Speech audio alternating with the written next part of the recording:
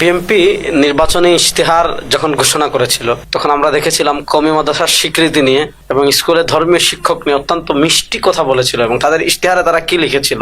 BNP তাদের ইশতেহারে লিখেছে, কওমি সনদ স্বীকৃতির পূর্ণ বাস্তবায়ন ও মাদ্রাসা শিক্ষার্থীদের উচ্চ শিক্ষা গ্রহণে বাধা দূরীকরণ। কওমি সনদ স্বীকৃতির পূর্ণ বাস্তবায়ন করা হবে। কওমি সনদধারীদের বিদেশে যোগ্যতার মাপকাঠিতে উত্তীর্ণ ধর্মীয় উচ্চ শিক্ষা লাভে প্রতিবন্ধকতা দূরীকরণ ও রাষ্ট্রীয় পৃষ্ঠপোষকতা প্রদান করা হবে। তারপরে লিখেছে, সরকারি চাকরির নিয়োগে অগ্রাধিকার, যোগ্যতা অনুযায়ী সরকারি চাকরিতে নিয়োগ, বিশেষত সরকারি মসজিদ, ইসলামিক ফাউন্ডেশন, সেনাবাহিনী, নৌবাহিনী, বিমান বাহিনীর ধর্মীয় শিক্ষক কাম ইমাম, প্রাথমিক ও মাধ্যমিক স্কুলে ধর্মীয় শিক্ষক হিসাবে সার্টিফিকেটধারীদের নিয়োগে অগ্রাধিকার দেওয়া হবে। ইসলামপন্থী মানুষের ভোট নেওয়ার জন্য বিএনপি কি বলেছিল? কওমি সনদ পূর্ণ বাস্তবায়ন করবে। বিভিন্ন জায়গায়, বিশেষ করে প্রাথমিক বিদ্যালয়, মাধ্যমিক বিদ্যালয় এবং আরো বিভিন্ন জায়গায় ধর্মীয় পদে কওমি মাদ্রাসার আলেমদের নিয়োগ তারা দিবে।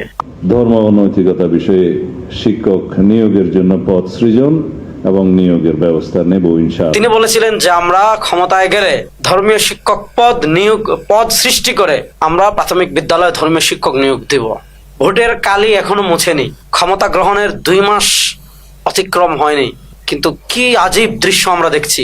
বিএনপি তাদের নির্বাচনী ইশতেহার মনে হচ্ছে বেমালুম ভুলে গিয়েছে। আজকে শিক্ষামন্ত্রী বলছেন যে আলিয়া মাদ্রাসায় যারা তাদের কোরআন শিক্ষা সঠিক না হওয়ার কারণে, বিশুদ্ধ না হওয়ার কারণে আর কওমি মাদ্রাসার সার্টিফিকেট জনিত সমস্যার কারণে তারা ধর্মীয় শিক্ষক নিয়োগ দিতে পারছেন না।